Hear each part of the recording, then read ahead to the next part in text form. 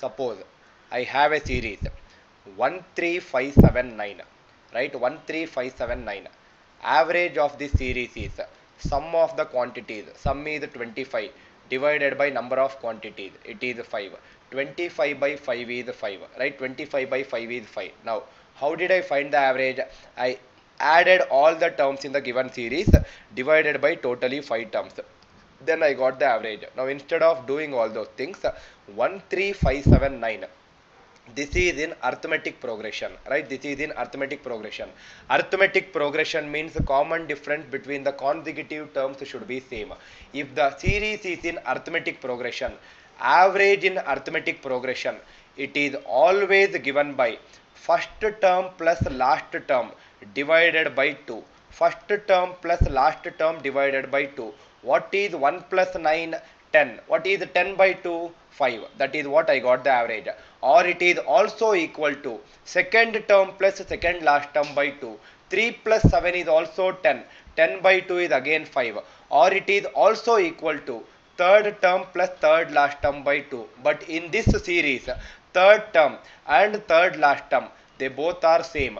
That is nothing but the middle value, right? That is nothing but the middle value. That means average in arithmetic progression is always given by first term plus last term by 2.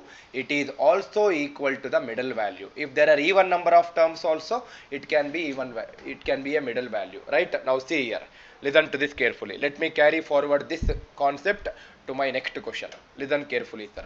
The question is like this.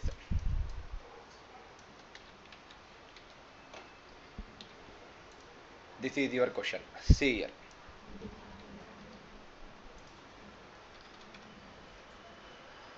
Question is the arithmetic mean of, first of all, arithmetic mean and average, they both are same, right? They both are same.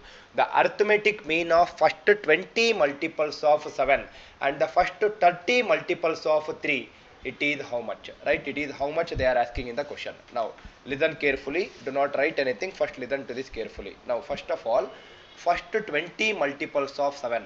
First multiple of 7 is 7. Second multiple is 2 into 7. Third multiple is 3 into 7. Fourth multiple is 4 into 7.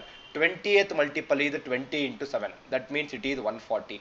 These are the first 20 multiples of 7. Next, and continue. First 30 multiples of 3. First is 3 into 1, 3 into 2, 3 into 3. The 30th multiple is 3 into 30, which is 90. Divided by, this is the sum of the quantities divided by number of quantities. 20 multiples of 7, 30 multiples of 3. Totally how many terms? 50 terms, right? Totally 50 terms. Now listen to this carefully. Listen to this carefully, sir. You have not written the entire series actually. I did not write it as 7, 14, 21, 28, 35, 42, like that I did not write till 140. Same is the case, I did not write it as 3, 6, 9, 12, 15 till 90.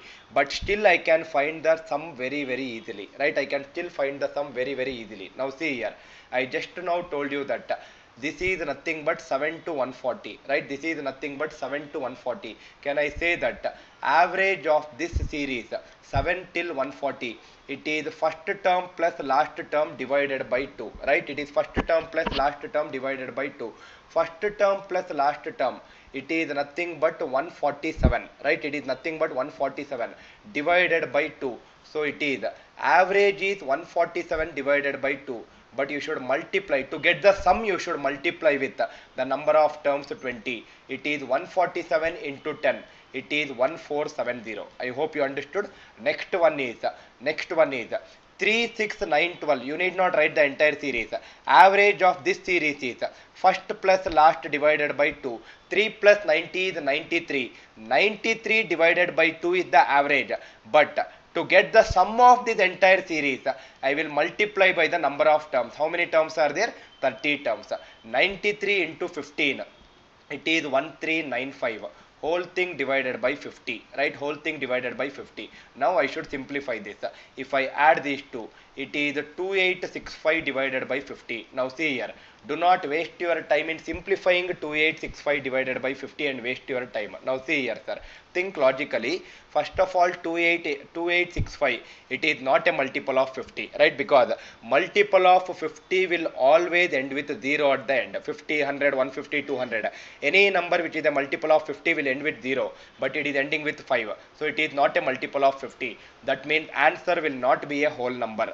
So directly you can eliminate option B and option D, right? Directly you can eliminate option B and option D. Next, there are two more options, either 57.3 or 67.3. Now think logically. Suppose if I assume it as 67.3, 50 into 60 itself is 3000.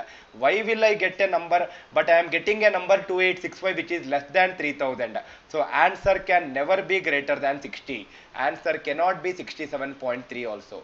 Answer should be 57.3.